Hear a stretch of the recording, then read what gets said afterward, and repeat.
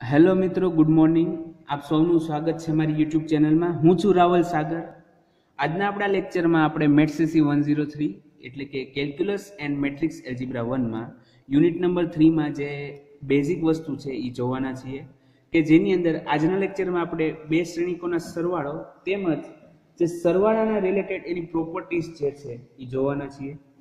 તો સૌપ્રથમ વાત કરીએ કે બે શ્રેણિકોનો સરવાળો, બરોબર છે.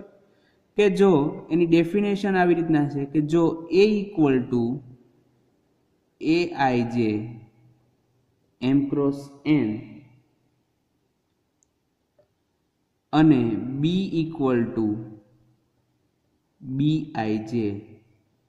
m ક્રોસ n બંને m ક્રોસ n શ્રેણિક હોય તો તેમનો સરવાળો શ્રેણિક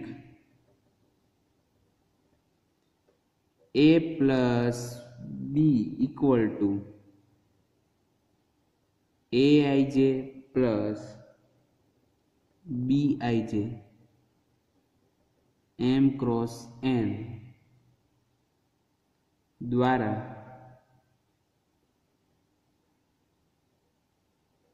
વ્યાખ્યાયિત થાય છે.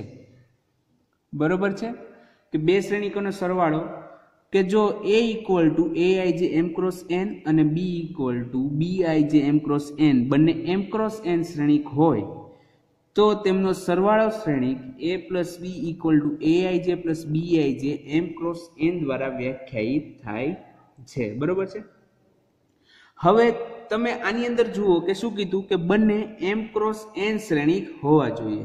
બંને m ક્રોસ n શ્રેણિક હોવા જોઈએ એનો મતલબ એવો થયો કે જો બંને શ્રેણિક જે છે એની અંદર રહેલી હારની સંખ્યા સેમ હોવી જોઈએ, તેમજ બંને મેટ્રિક્સ અથવા તો શ્રેણિકની અંદર રહેલી કોલમ સ્તંભની સંખ્યા સમાન થવી જોઈએ.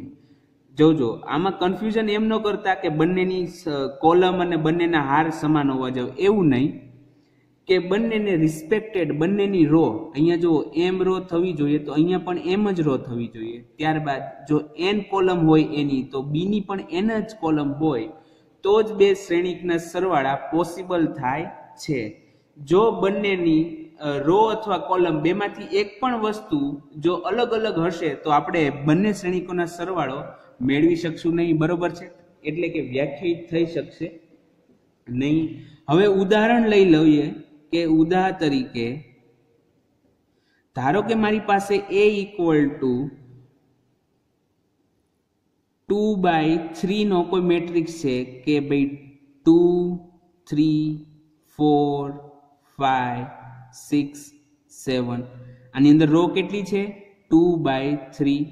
હવે ધારો કે મારી પાસે b કોઈ શ્રેણિક છે. હવે b શ્રેણિક મારી પાસે છે એ પણ 2/3 નો છે કે 0 1 8 9 -1 -2. આ પણ શું થયું 2/3 નો મેટ્રિક્સ થયો. તો હવે a પ્લસ b શું થશે તો a plus b equal to જો શું હતું aij પ્લસ bij, મતલબ કે અનુરૂપ ઘટકોનો સરવાળો. એટલે કે જો a નો તમે પ્રથમ ઘટક લ્યો તો આપણે b માંથી પણ પ્રથમ ઘટક લેવો પડે અને સરવાળો કરવો પડશે. તો 2 પ્લસ 0 થઈ જશે 2, ત્યારબાદ 4 વત્તા 8 થશે 12, ત્યારબાદ 6 પ્લસ -1 પ્લસ 5, ત્યારબાદ 3 પ્લસ 1 4, 5 પ્લસ 9 14 અને 7 -2 એટલે થઈ જશે 5. બરોબર છે. એ મેટ્રિક્સ કેવો મળે છે 2/3 નો મેટ્રિક્સ મળે છે. એટલે તમે જોઈ શકો છો કે જ્યારે m ક્રોસ n શ્રેણિકોનો સરવાળો કરવામાં આવે તો જે આપણને પરિણામી શ્રેણિક મળે છે એટલે કે a પ્લસ b જે મળે છે એ પણ શેમાં મળે છે m ક્રોસ n માં. અહીંયા આપણે 2 ક્રોસ 3 કર્યું હતું, 2 ક્રોસ 3 બંને શ્રેણિક હતા તો આપણને શેમાં મળ્યો છે 2 ક્રોસ 3 માં. બરોબર છે. તો અહીંયા આપણે શ્રેણિકોના સરવાળા જોયા. હવે આપણે શ્રેણિકના સરવાળાના ગુણધર્મો જોવાના છે. શું જોવાનું છે શ્રેણિકના સરવાળાના ગુણધર્મો. એની અંદર ફર્સ્ટ ગુણધર્મ છે કે સરવાળા માટે ક્રમનો નિયમ. સરવાળા માટે ક્રમનો નિયમ. હવે આપણે જાણીએ છીએ કે જ્યારે આપણે કોઈ પણ બે કિંમતનો સરવાળો કરતા હોઈએ, જેમ કે અહીંયા સાઈડમાં હું તમને દર્શાવું કે ધારો કે હું 2 + 3 કરું તો ઇક્વલ ટુ 5 આવે છે. એ જ રીતે જો હું 3 + 2 કરીશ તો એને પણ 5 આવે છે. મતલબ કે 2 + 3 = 3 + 2 થાય છે? તો કે હા થાય છે. બંનેનો જવાબ મને સેમ મળે છે. તો આને શું કહેવાય? તો કે જે સંખ્યાઓ જે છે, ગ્રુપ જે આપણું બને છે, એ શું કરે છે? તો કે ક્રમનો નિયમ જળવાય છે. બરોબર છે. તો એ જ રીતે શ્રેણિકમાં પણ એવું જ થાય છે કે જો a = aij અને b = bij બંને m × n શ્રેણિક હોય, બંને m × m શ્રેણિક હોય તો a + b = b + a થાય છે. બરોબર છે. તો બંને માટે શું થાય છે? a + b = b + થાય છે. હવે હું તમને આના માટે એક એક્ઝામ્પલ લઈને સમજાવીશ કે ધારો કે હવે એક્ઝામ્પલ લેવું છે તો હું તમને નાનું એક એક્ઝામ્પલ દઉં કે ધારો કે મારી પાસે a છે, કોઈ 2 × 2 નો મેટ્રિક્સ છે, ધારો કે છે 1 2 3 4. બરોબર છે. અને b મારી પાસે છે 5 6 7 8. બરોબર. તો a + b મને શું મળે છે? a + b = શું મળે છે? તો કે 1 + 5, ત્યારબાદ 3 + 7, 2 + 4 અને 4 + 8. બરોબર છે. હવે આપણે ખ્યાલ છે કે જે સંખ્યા હોય, સંખ્યા હંમેશા ક્રમનો નિયમ સેટિસ્ફાઈડ કરતા હોય છે. બરોબર છે. ક્રમનો નિયમનું એમાં પાલન થતું હોય. તો 1 + 5 = 6 આવે, મને ખબર છે. તો 5 + 1 પણ 6 જ આવવાનું છે. તો હું એને 5 + 1 લખી શકું. તેવી રીતે અહીંયા 7 + 3 લખી શકીશ. તેવી રીતના અહીંયા 4 + 2 લખી શકીશ ને અહીંયા 4 અહીંયા 2 + 6 આવે છે. 2 + 6 તો અહીંયા આપણી પાસે થઈ જશે 6 + 2 અને 8 + 4. બરોબર છે. તો હવે ઇક્વલ ટુ કરીશ ને હું છૂટા પાડી દઉં. ફરીથી હું છૂટા પાડી દઉં તો શું થશે? 5 6 7 8 પ્લસ 1 2 3 4. બરોબર છે. તો જો આપણને આ જે મળ્યું, આ શું મળી ગયો? આપણો b મળી ગયો. તો એ b પ્લસ અને આ શું છે? આપણો a છે. તો therefore a + b = b + a થાય છે? તો કે હા થાય છે. મતલબ કે જે શ્રેણિક છે, શ્રેણિક એ ક્રમના નિયમનું પાલન કરે છે. તેથી શ્રેણિકો એ ક્રમના નિયમનું પાલન કરે છે. હવે ક્રમના નિયમને તમે ઇંગ્લિશમાં કહો તો એને કહેવાય કોમ્યુટેટિવ લો. બરોબર છે. અહીંયા સાઈડમાં લખી દઉં હું તમને, કોમ્યુટેટિવ લો. હવે ક્રમનો નિયમનું પાલન થઈ ગયું. હવે જૂથના નિયમની વાત કરવાની છે આપણે. સેકન્ડ પ્રોપર્ટી જે છે સરવાળા માટેની શું છે? તો કે જૂથનો નિયમ શ્રેણિકના સરવાળા માટે જૂથનો નિયમ. હવે આ લો ને તમે ઇંગ્લિશમાં કહો તો આને કહેવાય એસોસિએટિવ લો. એસોસિએટિવ લો. બરોબર છે. હવે જો m × n શ્રેણિકો a = b, ધારો કે a = aij, b = bij અને C equal to capital C equal to CIJ M cross N શ્રેણિક હોય તો A plus B plus C equal to A plus B plus C થાય છે. મતલબ કે જે શ્રેણિક છે એ જૂથના નિયમનું પાલન કરે છે. હવે આના માટે ફરીથી એક એક્ઝામ્પલ લઈએ તો કે શું, તો કે A ઇક્વલ ટુ ધારો કે લઈ લો 1 2 3 4, બી ઇક્વલ ટુ શું છે તો કે 5 6 7 8, ત્યારબાદ સી ઇક્વલ ટુ છે 9 10 11 12.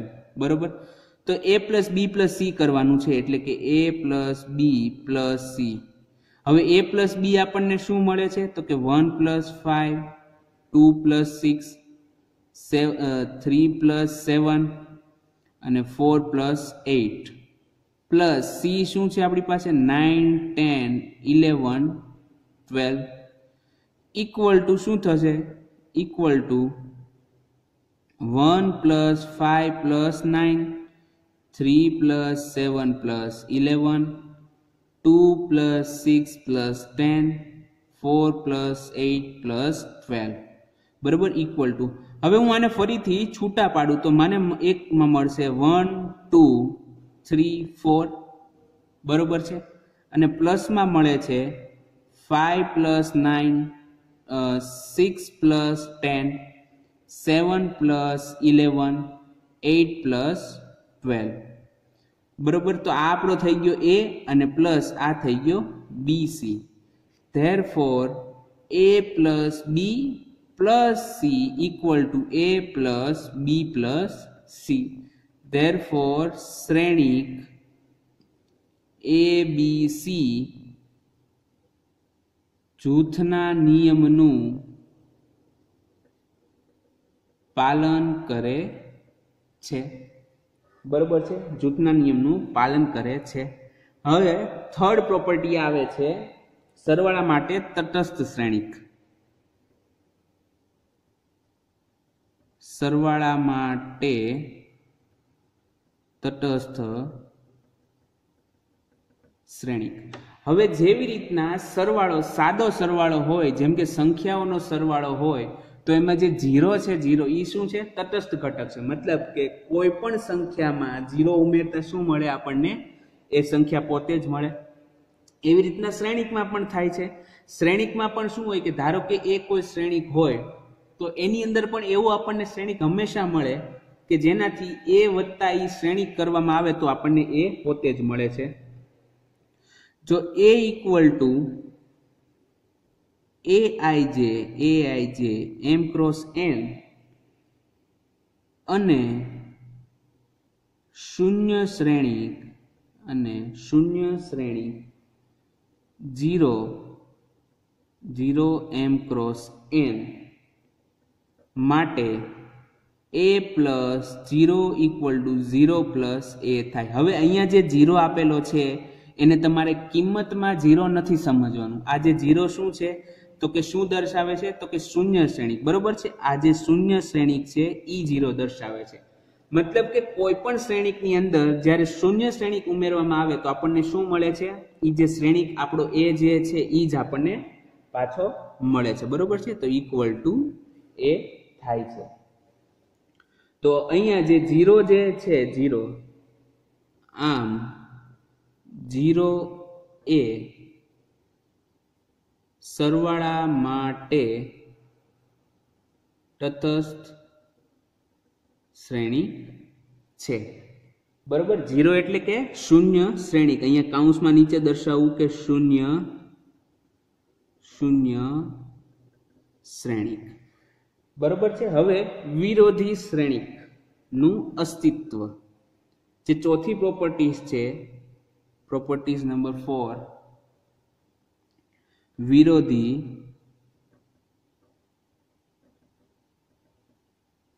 શ્રેણિકનું અસ્તિત્વ. હવે જેવી રીતના સંખ્યામાં આપણને વિરોધી સંખ્યા મળે છે, વિરોધી સંખ્યા મતલબ કે ઈ બેને સંખ્યાનો સરવાળો કરતા આપણને તટસ્થ ઘટક મળી જાય. સરવાળા માટે તટસ્થ ઘટક 0 છે. તો એવી રીતના શ્રેણિકમાં પણ આપણને કોઈ શ્રેણિક એ માટે શ્રેણિક a equal to aij m cross n ને અનુરૂપ એક શ્રેણિક minus aij m cross n એવો મળે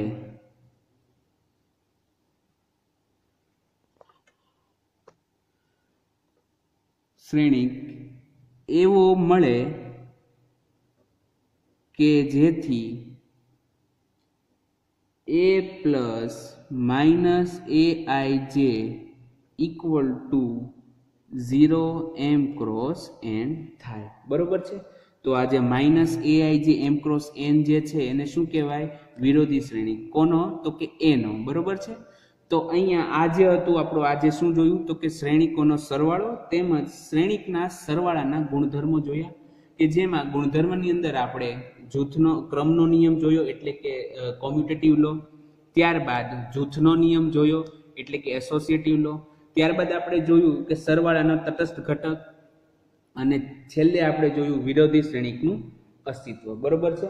તો હવે આપણે નેક્સ્ટ લેક્ચરમાં મળશું. ત્યાં સુધી આપ સૌ આ વસ્તુનું રિવિઝન કરો, તેમજ જો તમને કોઈ પણ પ્રકારના ડાઉટ હોય તો તમે નીચે કોમેન્ટ સેક્શનમાં કોમેન્ટ કરી શકો છો. તો હવે આપણે મળશું નેક્સ્ટ લેક્ચરમાં. ત્યાં સુધી ગુડ બાય.